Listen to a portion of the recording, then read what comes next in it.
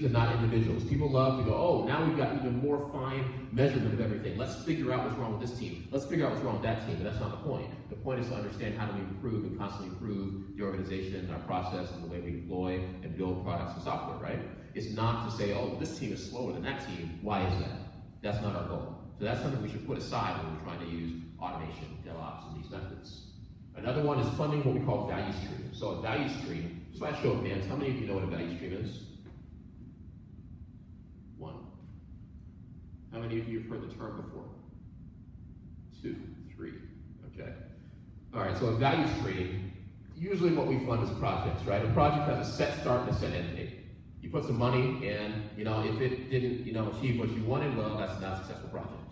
A value stream is like your iPhone, right? If anybody ever used the iPhone 1, I don't know if they had it in this region, but you used to have the iPhone 1, and you used to have that little big antenna in the corner, it was big, it's clunky looking, right? And it's kept on evolving to whatever it is, $2,000 device that it is now, okay? It kept on evolving, that's a value stream. They kept on updating that device and kept on adding features to it that they think that you like.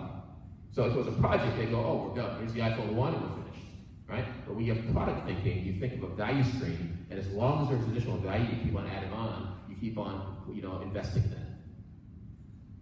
Persistent teams. So every time you break up a team, let's say you get a team, right?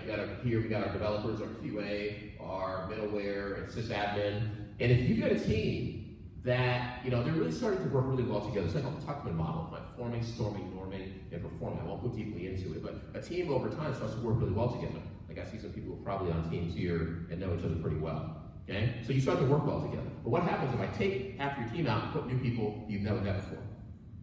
Now you don't work so well anymore, right? Because you go back to square one. So what happens a lot of times is people kind of sabotage themselves by getting all this stuff and all this automation, and then they get they just separate and disband the team, and they lose all the benefit that they got. You need to keep your teams together. Real-time dashboards, as we said.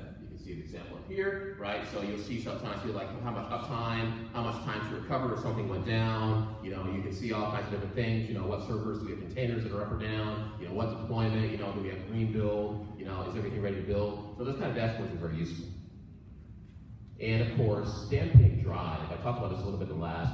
Mastery, Autonomy, and Purpose. This is about knowledge workers. It's very interesting. There's a video. You don't have to read the whole book, but if you want to, you can. But there's a video. It's a 10-minute video, my style animation that they do. And he does one that talks about what knowledge workers are motivated by. And as it turns out, knowledge workers are generally motivated not by, oh, I'm just giving you more money. If there's enough money, that really doesn't turn out to be more of a motivation. It turns out that motivation is usually mastery of what they do, autonomy and being able to make decisions about their work, and purpose in believing in the larger purpose of what their organization does. Okay? So these are the things that really benefit knowledge work, and not so much, oh, I'm just giving you, a big innovation bonus. They actually found some very interesting things about that, so you can check out the video.